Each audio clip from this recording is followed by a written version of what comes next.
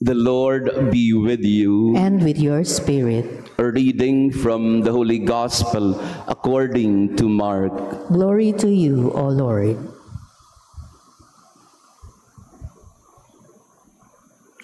After the 5,000 had eaten and were satisfied, Jesus made his disciples get into the boat and precede him to the other side toward Bethsaida, while he dismissed the crowd. And when he had taken leave of them, he went off to the mountain to pray. When it was evening, the boat was far out on the sea, and he was alone on shore. Then he saw that they were tossed about while rowing, for the wind was against them. About the fourth watch of the night, he came toward them, walking on the sea.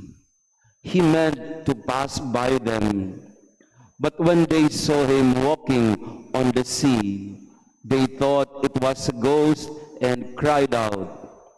They had all seen him and were terrified. But at once he spoke with them. Take courage, it is I, do not be afraid. He got into the boat with them, and the wind died down. They were completely astounded. They had not understood the incident of the loaves. On the contrary, their hearts were hardened. The Gospel of the Lord. Praise to you, Lord Jesus Christ. Please be seated. Praise be Jesus Christ. Now and forever. Good morning, dear friends. Pakibati din ng magandang umaga ang ating mga kasama. Beautiful Wednesday morning to be together in prayer. And to our online parishioners, thank you for praying with us today. Their hearts were hardened. This is the description of Mark when it comes to the reaction of the disciples after witnessing Jesus walking on the sea. A very strange reaction because Jesus has already performed many miracles in front of their eyes. They witnessed how Jesus multiplied the 5 loaves and 2 fish. They witnessed already how Jesus expelled demons and healed people left and right. We are already in Mark chapter 6.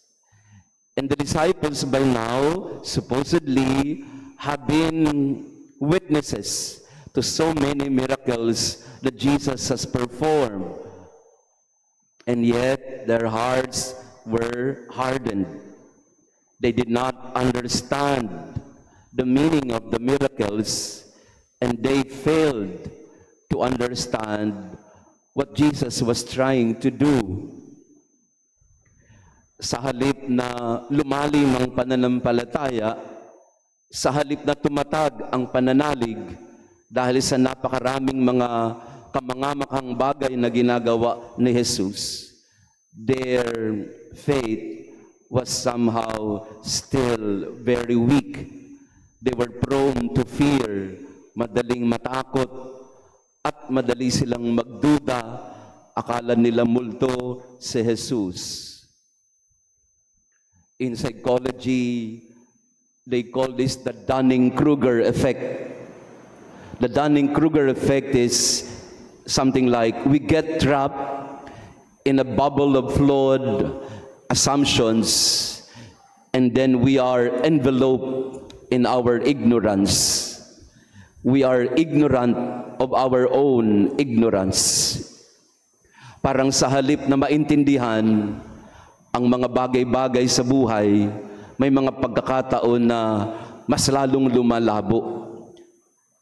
Kumbaga sa kausap, mas lalo mong pinapaliwanag, mas lalong nagagalit.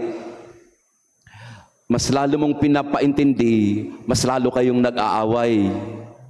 Sometimes in our attempt to explain ourselves to people, the intended effect is supposed to be knowledge and enlightenment. But apparently sometimes, habang nagpapaliwanag, mas lalo mang di nagkakaintindihan. The Dunning-Kruger effect.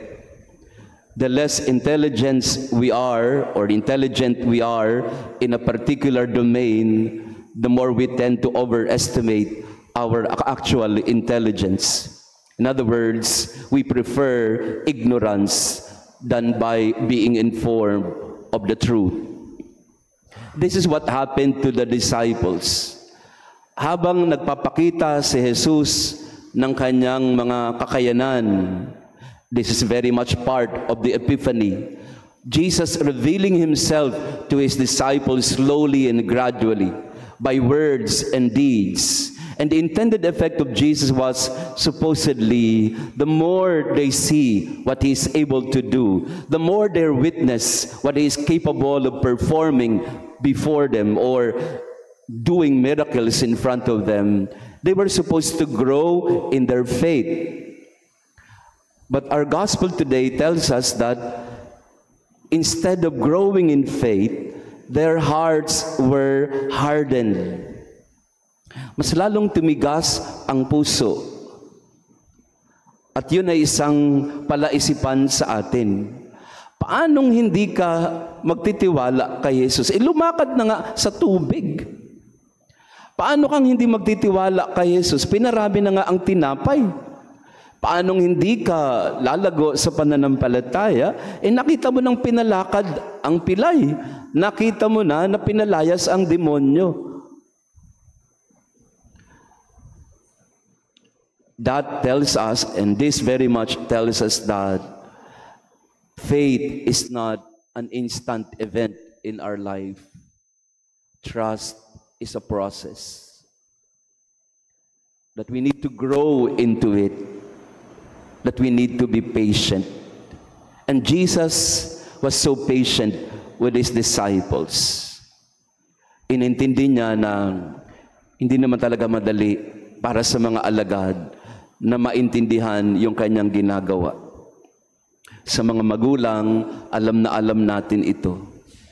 Sometimes, our children are imprisoned in their own ignorance, and so they fail to understand what you're trying to tell them.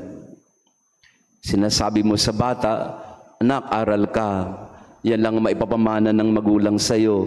Yan lang naman kaya namin ipamana sa'yo. Mag-aral kang mabuti. Pero syempre, yung bata, hindi pa niya gaanong naintindihan ang kahalagahan ng pag-aaral. At sa mga mag-asawa, ganun din naman. Minsan po ay may kausap ako, Father, pagsabihan niyo naman po yung asawa ko, ayaw hong magpa-check up. Matagal ko nang sinasabi, magpunta na tayo sa ospital, magpunta na tayo sa doktor, pa-check up na tayo. Ayaw po, Father. Tigas-tigas ng ulo. Ang sabi ko doon sa parishioner natin, that makes two of us. Kasi ako rin po, ayaw ko rin na magpa-check up. Minsan, we prefer our own ignorance than being led to truth. And sometimes, we really have to grow in trust and in faith. Some people, they prefer to live in the bubble of their own flawed assumptions, and they don't want to be led to the revelation of the truth before them. And so in this Mass, we pray together that in spite of our limitations in knowledge and understanding, we ask the Lord, be patient with me, Lord. I am a work in progress. I have to work on this. Help me in my process of growth, in my faith, in my trust in you. Soften my heart that I may learn to open myself to your presence and to your love. Our first reading today talks about that. There's no fear in love, but sometimes it takes a while for us to understand that. To understand and accept that God loves us. A lot of times, we prefer to stay in fear rather than moving to love, to faith. So in this Mass, we pray that we may grow in our understanding of the will of God, of the plans of the Lord, in our life. Praise be Jesus Christ. now and forever. Maraming salamat po sa inyong pagdalo sa ating banal na misa. To our online parishioners, thank you for praying with us. Jesus had to be very patient with his disciples. In spite of everything he showed them, all the miracles, they still did not believe. Jesus had to understand where they were coming from. And the Lord also understands all of us. If we are to grow in faith, it has to be a gradual process of moving from fear into trust, into faith. The Lord be with you. And with your spirit. And may our loving God bless you and your family, the Father, the Son, and the Holy Spirit. Amen. Our Mass has been offered. Go in peace to love and serve the Lord. Thanks be to God.